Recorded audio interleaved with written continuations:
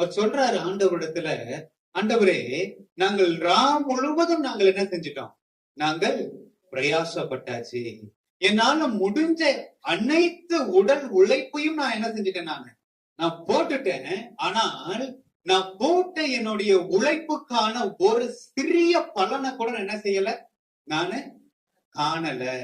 ஒரு சின்ன மீனை கூட என் வலையில கிடைக்கல அப்படின்னு சொல்லி அவர் என்ன செய்யறார்? வெறும் வலையை அவர் அலசி கொண்டு அங்க இருக்கிறார். அப்ப அந்த சமயத்துல அங்க ஆண்டவராகிய இயேசு அங்கே வருகிறார். அல்லேலூயா. ஒரு மனுஷன் ராத்திரி ஃபுல்லா போய் வலைய போட்டு ஒரு மீனுமே பிடிக்காம வந்து அவன் வெறும் வலையை அவன் அலசி கொண்டிருக்கும் பொழுது நல்ல சந்தோஷமா அவன் வலையை அலசி கொண்டிருப்பார். எவ்வளவு ஒரு துக்கத்தோடு கூட அவர் வலையை அலசி கொண்டிருப்பார் இல்லையா? எவ்வளவு ஒரு கண்ணீரோடு கூட அவர் அந்த வலையை அலசி கொண்டிருப்பார் இல்லையா? இன்னைக்கு என்னுடைய தேவைகள் இவ்வளவு இருக்கிறது, ஆனா நான் அவ்வளவு பிரயாசப்பட்டும் அதனுடைய ஒரு பலனையை நான் பார்க்கவே இல்லையே, நான் என்ன செய்ய போறேன்? எனக்கு ஒண்ணுமே புரியலையே. ஒரு கவலை அவரை ஆழ்த்தி கொண்டு இருக்கும் இல்லையா? அவர் அப்படி ஒரு கவலையோடு கூட அந்த வலையை அவர் அலசி கொண்டிருக்கும் பொழுது இயேசு சீமான் பேதுருவினுடைய படகிலே அவர் ஏறி அவர் ஆண்டவர் பிரசங்கம் பண்ணுகிறார்.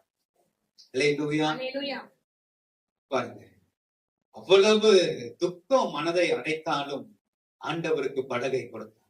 ஆக நம்முடைய வாழ்க்கையில இப்படிப்பட்ட சில காரியங்கள் நேரிடும் பொழுதும் நம்ம ஆண்டவருடைய வார்த்தையை கேட்பதற்கு நாம் இடம் கொடுக்க வேண்டும்.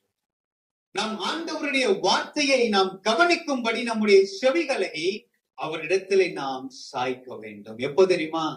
சந்தோஷமா இருக்கும் போது இல்லைங்க, துக்கமா இருக்கும் பொழுது, ஒரு பலனையும் நாம பார்க்காம இருக்கும் பொழுது, பட்ட பிரயாசத்தினுடைய பலனை நாம் காணாமல் இருக்கும் பொழுதும் நம்ம என்ன செய்யணும்? அவருடைய வார்த்தையை கேட்க வேண்டும். அல்லேலூயா. ஆண்டவர் பிரசங்கம் பண்ணி முடித்துட்டு அவர் சொல்றாரு பேதுருவிடத்துல, நீ ஆழத்துல போய் நீ வலைகளை போடு. பேதுரு சொல்றாரு, முழுவதும் நாங்க பிரயாசப்பட்டோம். ஏன்? ராத்திரி தான் மீன்கள் மேல வரும், பகல்ல மீன் எங்க வராது, மேல வராது. ஆண்டவரே, ராத்திரி எல்லாம் நாங்க பிரயாசப்பட்டுட்டோம் ஆண்டவரே, ஆனா ஒண்ணுமே எங்களுக்கு கிடைக்கல. ஆனாலும் உங்களுடைய வார்த்தையின்படி நான் வலையை நான் போடுகிறேன். அல்லேலூயா, அல்லேலூயா. உங்களுடைய வார்த்தையின்படி நான் வலைகளை நான் போடுகிறேன் என்று சொல்லும் பொழுது அங்க என்ன நடந்தது தெரியுமா? 2 படகு அமுலத்தக்கதான மீன்களை அவர்கள் பிடித்தார்கள். அல்லேலூயா. அவர்களுடைய துக்கத்தை தேவன் சந்தோஷமாக தேவன் மாற்றினார்.